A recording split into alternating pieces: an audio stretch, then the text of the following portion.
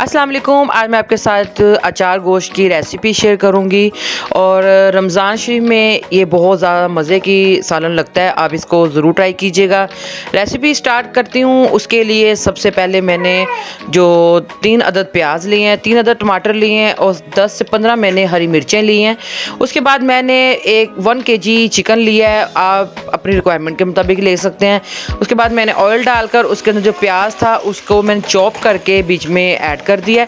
उसके बाद उसको मैं अच्छे से उसके अंदर भून लूँगी और साथ ही उसके बाद मैंने 1 स्पून गार्लिक पेस्ट का डाला था और उसको भी इसके साथ मैं अच्छे से भून लूँगी। प्याज को मैं बहुत ज़्यादा ब्राउन या लाइट ब्राउन नहीं करूँगी। इसको लाइट सा जैसे ही इसका पानी ड्राई हो जाएगा प्याज का, उसके अंदर मैं टमाटर और मिर्चों का पेस्ट ऐड कर दिया था और उसको भी अच्छे से मैंने उसके अंदर मिक्स कर दिया।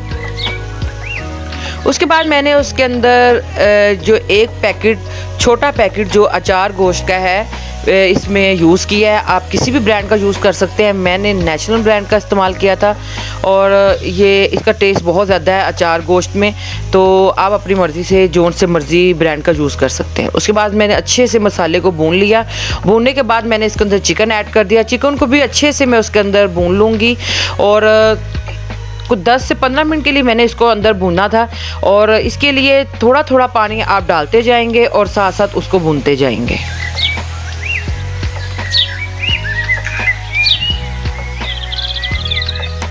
चिकन को आपने अच्छे से यूं करके भूनना है ताकि उसका जो कलर है वो देखें इस तरह का आ जाएगा। उसके बाद मैंने 1.5 कप दही का डाला है इसके अंदर। 1.5 कप दही का डालने के बाद मैंने इसको अच्छे से मिक्स कर दिया है। उसी पानी के अच्छे से देखें ये दही काफ़ी अपना पानी छोड़ गई है।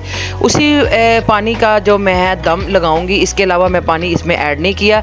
दम मैं तब तक लगाऊंगी जब तक गोश्त मेरा गल ना जाए। ये देखें चिकन मेरा अच्छे से गल चुका है और मैंने तेज़ आंच कर दी है ताकि इसका जो पानी थोड़ा बहुत रह गया है वो भी ड्राई हो जाए, क्योंकि मैंने इसको खुश्क सालन बनाना था।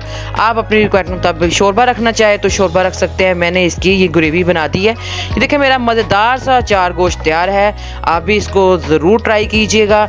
मिलूंगी नई रेसिपी के साथ, तब तक के लिए टाटा बाय बाय।